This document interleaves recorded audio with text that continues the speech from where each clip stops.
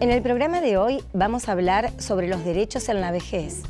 Para esto nos acompaña Ayelén García Castaldo. Ella es abogada y docente de la Facultad de Ciencias Jurídicas y Sociales de la Universidad Nacional del Litoral, integrante del proyecto institucional Personas Mayores, Derechos y Políticas para un Buen Envejecer. Bueno, vamos a hablar de las vejeces.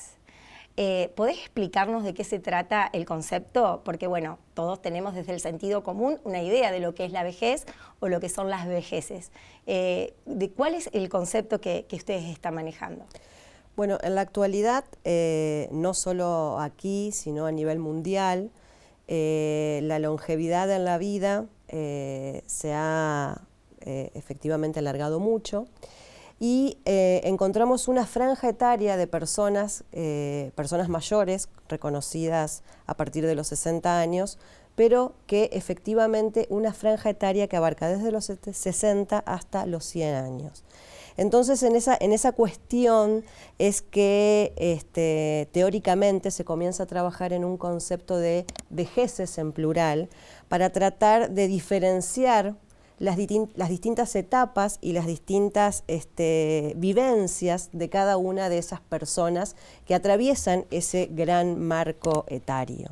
Por eso es que se habla en plural de vejeces, porque tienen realidades completamente distintas, depende a las cuestiones socioculturales, de salud y efectivamente de edad, ¿no? Bien, y en cuanto a derechos, ese programa en que ustedes están trabajando, comentanos un poco de qué se trata y desde dónde lo están abordando, desde qué perspectiva. Bueno, nosotros de la Facultad de Ciencias Jurídicas y Sociales hemos presentado este proyecto institucional que lo que trata de trabajar es desde el punto de vista de los derechos de las personas mayores. La ONU ha reconocido 5 principios básicos que han sido reconfigurados en grandes derechos que nosotros queremos, en primer lugar, hacer conocer y en segundo lugar, como facultad, poder efectivamente garantizar el cumplimiento de esos derechos. Si bien el programa tiene una mirada transversal, porque más allá de la carrera de abogacía en la facultad tenemos la carrera de trabajo social también, hemos convocado a todas las facultades de la universidad que vienen trabajando ya esta temática, no de ahora, sino desde hace mucho tiempo, y hemos convocado también a todas las organizaciones para dar una mirada interdisciplinaria de efectivamente esta problemática que tienen las personas mayores. Bien, ¿cuáles son esos derechos más significativos que tienen estas personas y que hoy a lo mejor se ven vulnerados, por ejemplo? Bueno, la ONU habla de los 5 principios básicos que tienen que ver con la autorrealización, la protección, la dignidad, cuestiones que nosotros vemos en la actualidad que según las características de la población se vulneran de diferente manera. Esto es lo que tiene también este grupo con el que nosotros trabajamos. Hay personas que tienen vulnerados los derechos básicos de asistencia, de vivienda, de salud, pero hay otros que lo que se vulnera, teniendo cubierta estas necesidades básicas, se vulnera su derecho a autorrealizarse, a participar, con respecto a su dignidad. Nosotros vemos en la comunidad está instaurado este prejuicio de la vejez como el viejito que hay que proteger, que hay que cuidar, muchas veces infantilizado, ¿no? Personas que todavía tienen sus plenas facultades para tomar decisiones por sí mismas y las personas que por ahí los tienen más jóvenes, los hijos, tienden justamente a tratarlos como niños, como personas que no tienen la capacidad de decidir sobre sí mismas. Y bueno, estas son las cuestiones que nosotros queremos visibilizar. Este proyecto se plantea trabajar con las personas mayores, bien, no solo para las personas mayores, sino efectivamente construir con ellos la forma de visibilizar, por un lado, estas vulnerabilidades que no solo pasan por las cuestiones económicas y culturales, sino que pasan por este lado que te decía, y por otro lado, construir con ellos efectivamente herramientas para brindar a la creación de políticas públicas que tengan un impacto efectivamente en la población. Bien, ¿cómo se conforma este grupo muestra de alguna manera o piloto sobre el que ustedes están trabajando? Bien, esto es a partir de la nueva gestión de la facultad. La decana Claudia Levin lo tomó como uno de los lineamientos madres a lo largo del proceso de su gestión, trabajar efectivamente con este tema. Pero, como te decía, desde una perspectiva amplia. Si bien nosotros somos una facultad y la universidad tiene dentro de sus misiones la creación y la transferencia de conocimientos, y eso es efectivamente el aporte mayor que nosotros podemos darle al programa, sí lo que queremos hacer es que las cuestiones que se generen dentro de la universidad sean un impacto y se puedan transferir y de hecho construir ese conocimiento con el resto de la sociedad. Por eso es que el proyecto está planteado para trabajar con las distintas instituciones de la sociedad civil, con los gobiernos locales, con el gobierno provincial. Hemos tenido, la verdad, una muy buena respuesta de todos los organismos que trabajan y se ocupan de este tema para lograr conformar una mesa de diálogo, un consejo social que nosotros le llamamos, que sirva de catalizador de las problemáticas que cada uno desde su lugar va teniendo con respecto a este tema y construir entre todos y también un poco visibilizar de mayor manera cuáles son los problemas y las posibles soluciones, que ahí es donde entran los expertos, los científicos, los investigadores y los docentes. Bien, y esta problemática que ustedes detectan, o las diferentes problemáticas que detectan en esta población, ¿se puede discriminar o se puede clasificar por género? Por ejemplo, ¿se ven más vulnerados quizá los varones en comparación con las mujeres? ¿Es al revés? ¿Hay algún tipo de criterio como de análisis en este sentido? Bueno, esto que me preguntás es básico porque en el ámbito, sobre todo local, no hay efectivamente investigaciones que den cuenta de números certeros con respecto a estas cuestiones. Eso es una de las cosas que nosotros desde el observatorio que pensamos crear en el programa tratamos de revertir.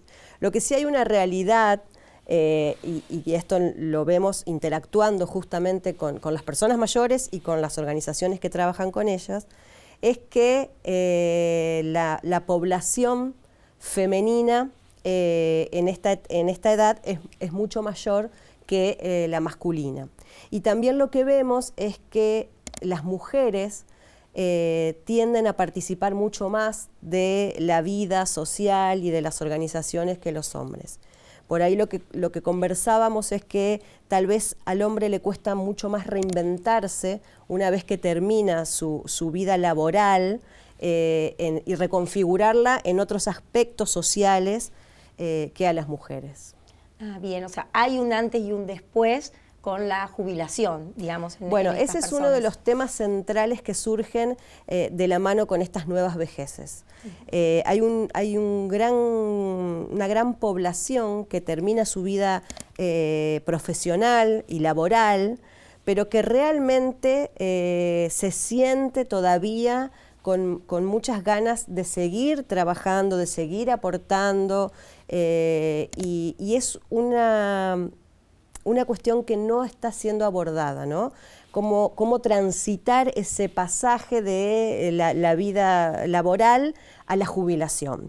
Y bueno, justamente una de las ideas que tenemos también es poder trabajar eso a partir de talleres que garanticen o que vayan realizando un paso a eso que no es el fin, sino claro, que justamente comienza con un montón de otras cuestiones. Sí, claro, porque justamente iba a preguntar eso, digamos, este concepto en plural de vejeces quizá también nos ayuda a lo mejor a identificar en qué periodo o en cuál vejez es donde estos problemas se acentúan. ¿Es ahí en la transición cuando uno ingresa al nuevo mundo luego de lo laboral, que no en todos los casos se da, porque hay gente que no, o sea, no ha trabajado antes, o sea, no experimenta este cambio abrupto del trabajo a la jubilación. Pero bueno, hablando en términos generales, ¿se puede identificar una fase dentro de las vejeces donde los problemas se acentúan más y qué tipo de problemas son los más característicos de cada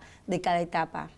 Bueno, esto tiene que ver un poco justamente con la heterogeneidad que se da y la problemática en sí misma, ¿no? Cada uno vive una vejez de una manera diferente. Entonces, habrá personas que este pasaje resulta mucho más traumático y necesitan reconfigurar su vida a partir de este lugar, y habrá, por supuesto, otro grupo de personas donde las vulnerabilidades son distintas y donde tenemos que poner el ojo y la atención en otro lugar. Pero es algo que es muy dinámico. Es muy dinámico y es difícil de clasificar heterogéneo. Claro. Y lo que tiene también es que cada uno de nosotros empieza a envejecer cuando nace. Es una cuestión que nos va a llegar, y lo que nosotros como personas que aún no estamos dentro de ese grupo etario, tenemos que trabajar justamente en pensar cómo vamos a envejecer, cómo queremos envejecer, y el trabajo que hagamos ahora efectivamente lo vamos a poder recoger en ese momento. Claro, y si la edad, en este caso, es un indicador o el indicador predominante en lo que a una persona lo define en una vejez o no. Porque muchas veces pasa eso también, como decías hace un rato, las personas quizá cumplen con la edad en que se consideran dentro de las fases de las vejeces, pero efectivamente se sienten así, digamos, es una cuestión también de apercibimiento, de autopercepción. Justamente, eso es lo que nosotros queremos lograr desde el programa, es romper el prejuicio o la mirada de lo que significa ser viejo. Sí. En buenos términos, digamos. Justamente sí. Hoy encontrarse dentro de esa franja que nos coloca como personas mayores a partir de los 60 años, no necesariamente significa ser el viejito que necesita asistencia, ni mucho menos. Entonces, justamente el objetivo de este programa es empezar a romper estos estereotipos con los cuales se miran a las personas mayores. Sí, porque son estereotipos, por ahí uno piensa, ¿no? En una sociedad actualmente, una sociedad actual en la que hay un culto a la juventud. Si bien siempre lo hubo, pero se potencia cada vez más esto de ser siempre, parecer estéticamente siempre más joven. De hecho, cada vez hay más cirugías estéticas, bueno, hay más preocupación por la estética, por mantener que no se vea una arruga, que no. Bueno, ese pánico como que el cuerpo, o que vea uno el cuerpo con los rasgos que uno asociaría a las vejeces. Creo que también inmersos en esta cultura trae otro problema de discriminación para este grupo. O sea, hay cada vez personas que por suerte pueden vivir más años, y a medida que aumenta la longevidad también aumentan estos problemas. Por lo tanto, hay mucho como para hacer, me imagino. Claro, bueno, ese es el desafío que tenemos como sociedad, te digo, en general. La población de personas mayores viene en aumento y no es una coyuntura, es algo que viene para quedarse. Entonces, desde los estados y desde las políticas públicas hay que empezar a generar justamente espacios para que esas personas continúen con una vida plena, básicamente. Bien. ¿Y cómo se puede decir hoy, digamos, de una opinión muy general, dónde estamos parados con respecto a eso? ¿Falta mucho por hacer? Sí, por supuesto. ¿La academia cuál es el rol? Me parece que estamos tomando conciencia de la situación, por eso nos parece tan importante visibilizar estas cuestiones, si bien por supuesto hay académicos que hace mucho tiempo vienen trabajando este tema, por supuesto, no es nuevo, hay países que tienen desarrollado este área de una manera increíble. Sí nos parecía que a nivel local la universidad no podía no estar en este debate y no ser efectivamente un motor catalizador de todas estas cuestiones que se vienen desarrollando. Nosotros no somos pioneros y no estamos fundando nada en este sentido, sino lo que sí queremos es que la universidad no se encuentre ajena a estas nuevas discusiones, a estas nuevas realidades, y que sea justamente el espacio donde se puedan generar políticas públicas. Claro, nuevas discusiones, nuevos debates a nivel internacional, porque mencionabas la ONU hoy al comienzo. ¿Qué países de los que también diste a entender son los que de alguna manera tienen políticas de Estado modelos en este sentido? Bueno, nosotros en el proyecto estamos trabajando mucho con Alicante, con la Universidad de Alicante.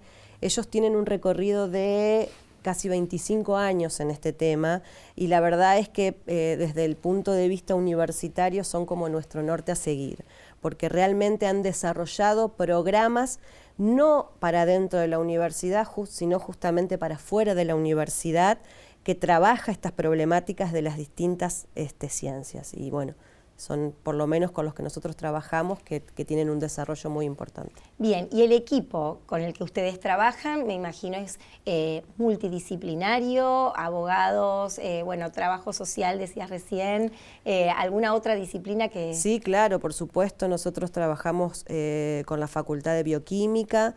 Ellos tienen desde la carrera de terapia ocupacional un trabajo y un recorrido en este tema muy importante y de mucho tiempo, también están incorporados allí, y a medida que van surgiendo las problemáticas, por supuesto vamos incorporando otras ciencias, la arquitectura con respecto a la accesibilidad en un montón de cuestiones, o sea, es un tema realmente que tiene que ser trabajado transversalmente y de distintas aristas. La Facultad de Medicina, por supuesto, también está en el proyecto. Bueno, y así van surgiendo. Uno abre una cosita y efectivamente aparece un mundo entero a trabajar.